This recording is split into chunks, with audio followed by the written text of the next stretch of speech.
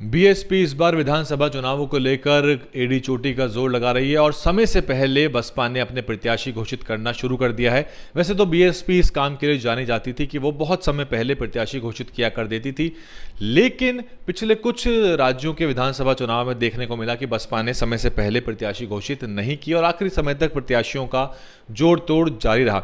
इस बार बसपा ने अपने निश्चित, फाइनल और मजबूत प्रत्याशी पहली ही सूची में निकालने शुरू कर दिए हैं और तीनों ही चुनावी राज्य में, राजस्थान, मध्य प्रदेश, छत्तीसगढ़, वैसे तो तेलंगाना में भी चुनाव है, लेकिन देखते हैं कौन सा चुनाव आगे पीछे होता है। बसपा ने छत्तीसगढ़ में सूची जारी करके 9 प्रत्याशी फाइनल कर दिए हैं। इन 9 में कुछ कद्दावर नाम हैं, बसपा के पूर्व विधायक भी हैं इसमें, यानी कि वर्तमान विधायक भी हैं। जो सिटिंग एमएलए हैं उनके टिकट तो काटने का मतलब नहीं था, तो बसपा ने उनके टिकट भी फाइनल कर दिए हैं। इसके अलावा कुछ दिग्गज नाम भी हैं और इसको लेके हम बसपा के प्रदेश अध्यक्ष से बात करने का प्रयास करेंगे। हेमंत पोयाम आदिवासी समाज के बहुत सक्रिय प्रदेश अध्यक्ष के रूप में काम कर रहे हैं और उन्होंने अपनी एक पहचान बनाई है। वो लगातार ज़मीनी गतिविधियां तेज़ करे हुए हैं और रामजी गौतम साहब वहां पे कई बार दौरे कर चुके हैं, आकाश आनंद भी वहां जा चुके हैं और समय समय पर अशोक सिद्धार्थ और रामजी गौतम वहां प्रभारी के रूप में रहे हैं। तो सबसे पहले स्क्रीन पर आप देख सकते हैं, पहला मैं आपको नाम बता दूँ, दाऊराम रत्नाकर हैं।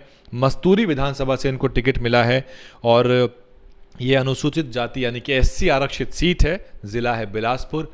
आपको मालूम है कि छत्तीसगढ़ जो है वो साहब कांशीराम की भी कर्म भूमि है।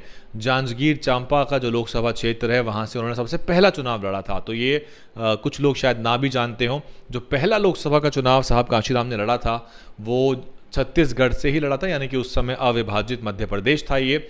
और दक्षिण में साहब कांशीराम ने काफ़ी मेहनत करी है, कर्नाटक में भी वो सक्रिय रहे। कर्नाटक में कांशीराम साहब के पुराने कैडराई साथी एन महेश जो हैं वो सरकार का हिस्सा भी बने थे।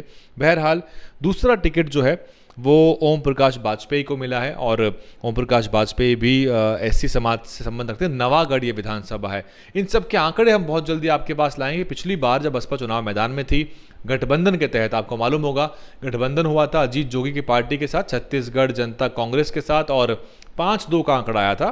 5 सीट मिली अजीत जोगी की पार्टी को और 2 सीटें मिली थी बीएसपी को। वो 2 विधायक के नाम भी आपको बताने वाला हूँ, वो इसी के अंदर ही हैं।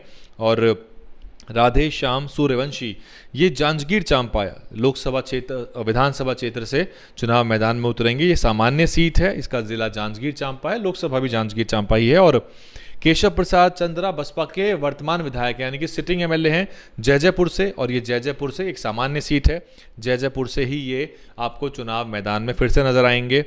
और श्रीमती इंदू बंजारे अभी अपनी विधानसभा में अपना वक्तव्य भी रख रही थी कुछ दिन पहले, और इंदू बंजारे बसपा की पामगढ़ की विधायक हैं और पामगढ़ से ही इनको दोबारा टिकट मिला है। हमने बात करने का प्रयास भी किया था इनसे एक बार, दिल्ली में छत्तीसगढ़ की पूरी इकाई आई थी, दाऊराम रत्नाकर, हेमंत पोयाम और ओम प्रकाश वाजपेयी से हमने बातचीत की थी। जब भी दोबारा इनका दिल्ली आना होगा हम दोबारा प्रयास करेंगे कि सभी नेताओं से बात की जाए।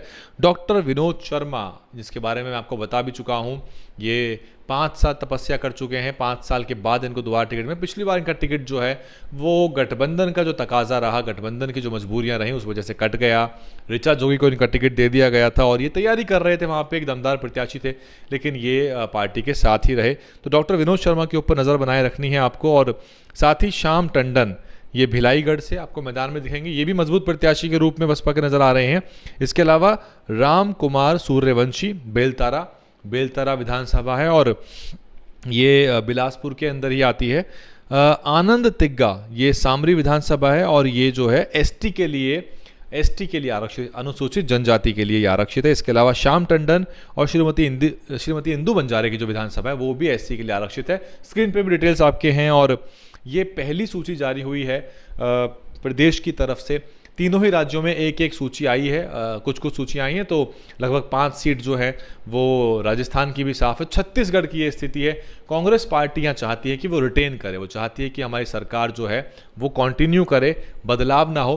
पिछली बार आपने देखा कि बीएसपी गठबंधन में जब थी तो वहाँ बीजेपी काफ़ी ज़्यादा अंडर परफॉर्म कर जाती है और वोटों का शिफ्ट सीधा कांग्रेस की तरफ हो जाता है, यानी कि जो सत्तारूढ़ पार्टी थी जिसके पास अच्छा खासा मैंडेट, बहुमत और सीटें थीं, वो लगभग 15-20 सीटों तक आ जाते हैं, काफ़ी कम सीट उनकी रह जाती हैं और कांग्रेस पार्टी को जंप मिलता है।